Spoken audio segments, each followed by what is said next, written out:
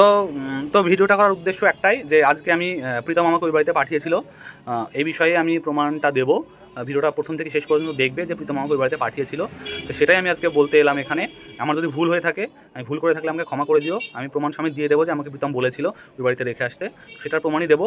তো প্রথম থেকে শেষ পর্যন্ত তোমরা সবাই দেখো, আশা করছি সবটা বোঝা যাবে। তো চলো শুরু করা যাবে। তো hello everyone, welcome back to my channel Bitu Creation, নাম তো শোনাই হোগা। তো সেই বিষয়টার কথাটা আমি আজকে বলবো। দেখো, কে কোথায় সংসার করলো কি না করলো সেটা আমার দেখার প্রশ্ন নয়, এবং কারোর সাপোর্টে আমি কোনোদিন কথা বলিনি। আমি লাস্ট যে ভিডিওটা করেছিলাম সেই ভিডিওটাতে আমি কারোর সাপোর্টে কথা বলেছিলাম না, তবুও কিছু কিছু মানুষের ঝাল লেগেছে। আই থিঙ্ক যদি বোঝার মতো ক্ষমতা থাকতো তাহলে বুঝতে পারতো যে আমি কাউকে নিয়েই ভিডিও করিনি, কারোর সাপোর্টে কোনো কথা বলিনি। কিছু কিছু মানুষ বুঝবে না, তার কারণ তাদের মাথাতে লকডাউন চলছে, তারা কিছুই বুঝবে না। তো বাজে কথা না বলে কাজের কথায় আসি। বিষয়টা হচ্ছে যে আমাকে নাকি প্রীতম ওই বাড়িতে প্ল্যান করে পাঠিয়েছিল। সো সেই বিষয়ে বলতে গেলে আমার একটা প্রশ্নই ওঠে এখানে, যে মহামানবী দিদিভাই আছে যিনি সমাজসেবা করছে, সেই দিদিভাই বলেছে যে ওর কাছে নাকি কল রেকর্ডিং আছে। আমি ওকে ফোন করে বলেছিলাম যে প্রীতম জানো দিদিভাই, প্রীতম আমাকে প্ল্যান করে ওই বাড়িতে পাঠিয়েছে। সো দিদিভাইয়ের কাছে রিকোয়েস্ট আমার যে সেই রেকর্ডিংটা যদি থাকে যেখানে আমি বলেছি যে শোনো দিদিভাই, প্রীতম আমাকে প্ল্যান করে ওই বাড়িতে ঢুকেছিল ওকে বদনাম করার জন্য, এই রেকর্ডিংটা যেন সোশ্যাল মিডিয়ায় দেয়। কারণ এইরকম বেসলেস কথাবার্তা উনি বলবেন সেটা তো হতে পারে না। এটা তো বেসিক্যালি মিথ্যে অ্যালিগেশন নিয়ে আসে আমার উপরে। হ্যাঁ, আমি কখনোই বলিনি ফোন করিনি। আমি ওনাকে ফোন করেছিলাম 8ই মার্চ, মানে অনেক দিন আগে ওনাকে আমি ফোন করেছিলাম একটা কথা বলার জন্যই। তখন আমাকে নিয়ে সোশ্যাল মিডিয়ায় কাটাছেড়া চলছিল, আমাকে কোয়েল দিকে নিয়ে। তো ওনাকে আমি ফোন করে বাবলি দিকে যে কথা বলার জন্য ফোন করেছিলাম। আমি সেই জন্যই ফোন করি যে আমাদের সঙ্গে কি ঘটেছে বা আমার সঙ্গে কি ঘটেছে সেটা বলার জন্য আমি ফোন করেছিলাম। হ্যাঁ, সেই কথার প্রেক্ষিতে সেই কথার প্রেক্ষিতে হয়তো বলেছি যে ওরা কেউ ভালো না, ওরাও খারাপ, আমার সঙ্গে এইগুলো করেছে, সেই কথাগুলো বলেছি। হয়তো আমি এটাও বলেছি যে প্রীতমের কাছ থেকে তোমার নাম্বারটা নিলাম, এটাও বলতে পারি। তার কারণ সঠিক মনে নেই আমি কি বলেছি, বাট আমি এই কথা কখনোই বলিনি যে আমাকে প্ল্যান করে পাঠিয়েছিল। বাট এটা বলতে পারি যে প্রীতম আমাকে নাম্বারটা তোমার দিয়েছে, এটা বলতে পারি। তার কারণ প্রীতমের সঙ্গে তখন কথা হয়েছিল, ওই যে বাবলিদি ডেকেছিল একসঙ্গে, ওকেও ডেকেছিল আমাকেও ডেকেছিল, সেই জন্য ওর সঙ্গে কন্ট্যাক্ট হয়েছিল যে একসঙ্গে যাবো। তারপর থেকে ওর সঙ্গে আমার কোনো কন্ট্যাক্ট নেই, কোনো কথা হয়নি, এবং আমাকে কোথাও প্ল্যান করে ও পাঠায়নি। সো এই কথাবার্তাটা আমাদের ওই মহামানবী সমাজসেবী দিদি টোটালি মিথ্যে কথা বলেছেন। উনাকে আমি এই কথা কখনোই বলিনি। একজন সমাজসেবিকা হিসেবে এরকম মিথ্যে ব্লেম দেওয়া উনার সাজে না, অ্যাটলিস্ট উনার সাজে না। আমি নিরপেক্ষ কথা বলেছিলাম, সেটা যদি সবাই বুঝে থাকে। ইভেন আমার কমেন্ট বক্সে 98% কমেন্টই ছিল পজিটিভ কমেন্ট। যারা ওই মেয়েটাকে সাপোর্ট করে তারাও এখানে এসে বলেছিল ঠিক বলেছো, তার কারণ আমি সবার দোষটা তুলে ধরেছিলাম। যাই হোক, একটা কথাই বলবো যে যদি সংসার করাই করুক, কে কোথায় সংসার করবে সেটা আমার দেখার প্রশ্ন নয়। আমি যেটা দেখেছিলাম ভুল সেগুলো বলেছি, এরপরেও যদি ভুল দেখি আমি সবার ভুল বলবো।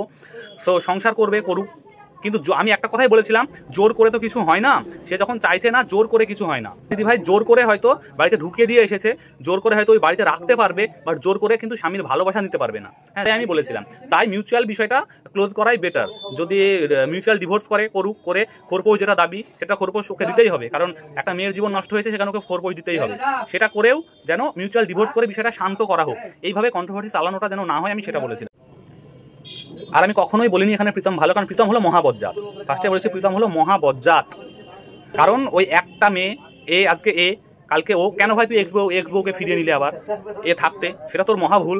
এক্স বউকে ফিরিয়ে নেওয়ার পর আবার কেন একে ফিরিয়ে নিলি, এটা তোর ভুল, কারণ তোর কাউকে ছাড়া চলছে না, একজনকে ছাড়া। আর যখন এক্স বউকে ফিরিয়ে নিলি তাই তোদের মধ্যে ঝামেলা করার কোনো প্রয়োজন ছিল না, ওর তো অবশ্যই ভুল আছে। আর এবার আসে একটা প্রশ্ন, যে শিবধাম করছে। দেখো দিশানি কোথায় গিয়েছিল, শিবধামে গিয়েছিল কি কোথায় গিয়েছিল আমি জানতাম না, জানি না। ইভেন বলার পর আমি দেখলাম শিবধামের ভিডিওটা, সেখানে শিবধামের ওই লোকটা বলছে যে তো যেখানে দিশানি প্রীতমকে নিজের হাজব্যান্ড বলে দাবি করেছে, বলেছে আমার হাজব্যান্ডকে কি ফেরত পাওয়া যাবে না, সেখানে ওই শিবধামের ব্যক্তিটি বলেছে তোমার হাজব্যান্ডের পেটে গাছ গিয়ে শেকড় হয়ে গেছে, ওকে গাছ খাইয়ে বশ করেছে, এটা বলেছে।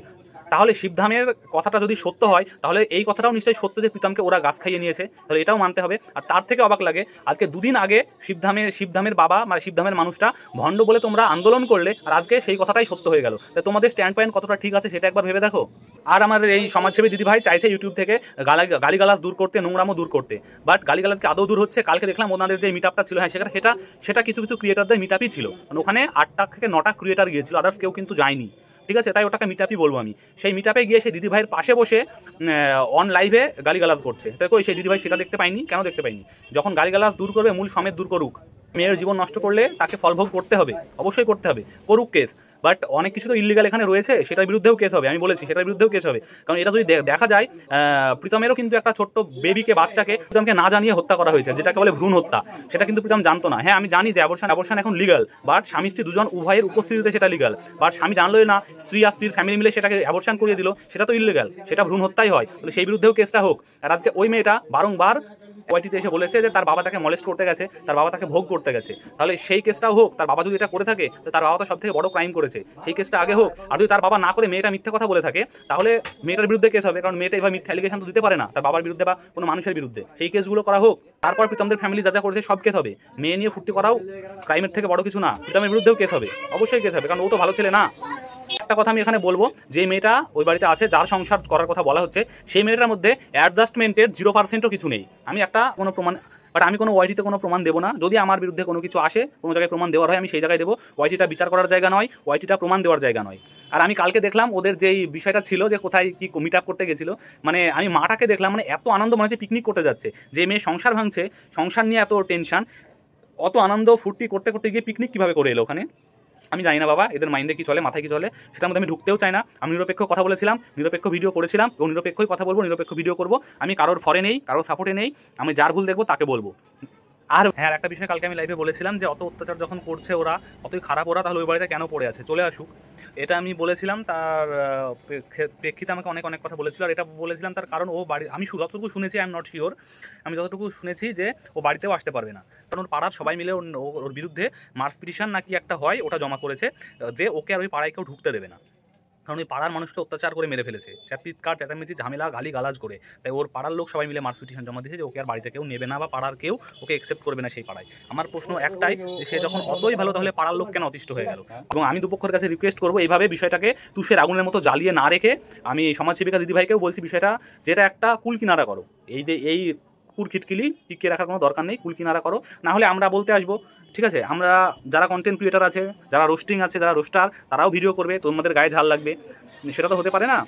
তো চলো, আর বেশি কিছু বলবো না, tata bye bye, love you, ভালো থেকো, দেখা হচ্ছে পরবর্তী ভিডিওতে। আর আমি ভুল কিছু বললে আমাকে কমেন্ট বক্সে অবশ্যই বলবে যে হ্যাঁ তুমি ভুল বলেছো।